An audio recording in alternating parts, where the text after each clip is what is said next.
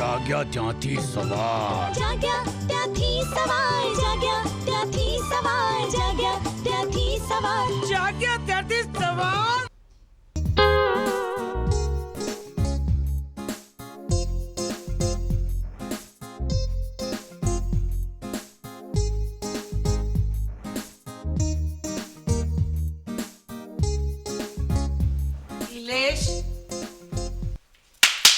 ઇલેશ શું આમ નાદારી નોંધાવીને બેઠો જાણે દુનિયા લૂંટાઈ ગઈ જો માત્ર તારી પાછળ એક કૂતરું પડ્યું હવે ઘર હોય તો શેરી હોય તો કૂતરા હોય તો પાછળ પડે ખરા નસીબદાર છે તું કે તને કરડ્યું નથી તું લપસી પડ્યો એમાં કઈ મોટી વાત છે તો તું આટલો બધો દુઃખી થઈને આમ બેઠો છે બીજો કોઈ પ્રોબ્લેમ છે તો મને કે જીવન ઝેર જેવું થઈ ગયું છે જીવન સાવ નીરસ થઈ ગયું છે એમાં કોઈ સાર કે સુખ જ નથી ઓફિસ જઈએ તો નોકરીનું ટેન્શન આ ઘરમાં રહીએ તો ઘરનું ટેન્શન અને એકલા પડીએ તો આખા સમાજનું ટેન્શન એક મિનિટની શાંતિ નથી સારું જો એક કામ કર એક પછી એક ટેન્શન કેતો જા એટલે ધીમે ધીમે તું હળવો થઈ જઈશ આંટી હું કાલથી ઓફિસ નહીં જાઉં ઓફિસ નહીં જાય કેમ જ્યાં સુધી મારા શેઠ એમના બોલેલા શબ્દો પાછા નહીં લે ને ત્યાં સુધી ઓફિસ નહીં જાઉં એટલે તારા શેઠ એવું તો શું બોલ્યા કાલથી ઓફિસ ના આવતો પણ તે એવું તે શું કર્યું કે તારા શેઠે કેવું પડ્યું તને કે કાલથી ઓફિસ નહીં આવતા રોજ એની એ જ કચ એક દિવસ મને કે જોઈ લેસ તે કામ બરાબર નથી કર્યું ને તો હું બીજો માણસ રાખી લઈશ મેં કહ્યું સાહેબ જલ્દી કરો અમે બંને ભેગા મળીને સારું કામ કરીશું નોકરીમાંથી કાઢી મૂક્યો કેવાય કોઈ દિવસ સાહેબને કોઈ દિવસ એવું કેવાય મોંમાંથી સરી પડ્યું મેં મારો બચાવ કર્યો મેં કહ્યું હું મૌલિક છું સરસ વિચારો ધરાવું છું બુદ્ધિવાન છું તો મને કે હા જ્યારે બાના બતાવવા હોય ને ત્યારે છે ને જ્યારે બોસ ખીજાવે ને ત્યારે તમારે બધું બુદ્ધિવાન ને આ ને તે ને બધું ન ચાલે ન તો મસ્તકે કેવું પડે ભૂલ થઈ ગઈ મને માફ કરો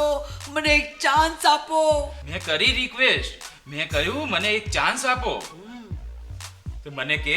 હું તને નોકરી પાછી આપું તો તને કયો હોદ્દો ગમે મેં કહ્યું મેનેજરનો તો ભડક્યા મને કે ગાંડો તો નથી થઈ ગયો ને મેં કહ્યું મેનેજરની લાયકાત છે મારામાં શું કરે છે આવી રીતે ઉદ્ધતાઈથી બોસની સામે બોલાય તારાથી આવી રીતે હવે ભૂલ માણસથી જ થાય મારાથી થઈ ગઈ ઓછામાં પૂરું ઘરમાં ચોરી થઈ આ બધી વાતમાં એ તો પૂછવાનું ભૂલી ગયું કે તારા ઘરમાંથી ચોરી કેટલાની થઈ 5000 ની ચોરી થઈ એટલા લોકો ખબર પૂછવા આવ્યા ને કે 6000 તો ચા પાણીનો ખર્ચો થયો એટલે 5000 ની ચોરી 6000 ના ચા પાણી ટોટલ ખર્ચો 11000 માં પડ્યો ઓછામાં પૂરું જેટલા માથા ને એટલી સલાહ મને કે ઇલેશ બાર લોખંડનો ઝાંપો ન ખાવી દે ઇલેશ પૈસા ઘરમાં ના રખાય લોકરમાં રખાય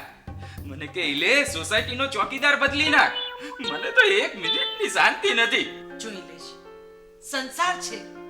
ચાલ્યા કર્યા બધું તો શું ચાલ્યા કરે આ જેના પર વીતી હોય ને એને ખબર પડે આ મેં મારા દીકરાને કહ્યું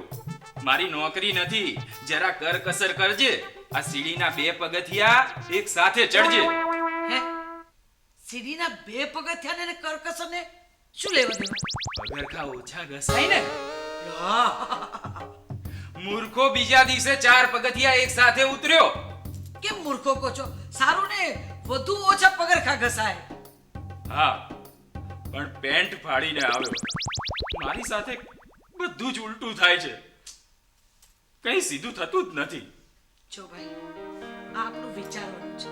બધાની સાથે બધું આવું થતું જ હોય છે આપણને બીજે પાણે લાડવો મોટો લાગતો હોય છે માત્ર એટલું હા તમે મને નથી સમજતા મારી સાથે બધું ઉલટું જ બને છે કોઈ મને સમજતું નથી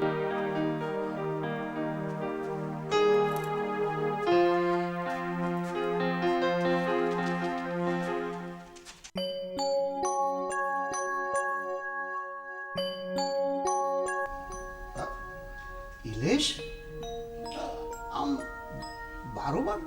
શું થયું? સોરી અંકલ, મારું ધ્યાન નહોતું. બેટા આ હાથમાં લાકડી લઈને જાય છે, કઈ કઈ તકલીફ છે બેટા? કંઈ નહીં કાકા, સંસારની માયા જ બધા જ દુઃખો છે, કંઈ સુખ જ નથી. પણ બેટા થયું શું? હવે નોકરી નથી. અરે પણ બેટા હાથ પગ તો છે ને. પત્ની સાથે બનતું નથી. પણ ઘર સંભાળે એવી સમજુ પત્ની છે ને. સમજુ તો કેવી? શાક લેવા જાય ને તો ટમેટા થેલીમાં નીચે મૂકે અને કોબીજ સૌથી ઉપર. પણ સાંજ પડે ગરમા ગરમ રસોઈ તો જમાડે છે ને. અરે બેટા જે મળ્યું નથી એને રડવાને બદલે જે મળ્યું છે ને એને માણો. હે?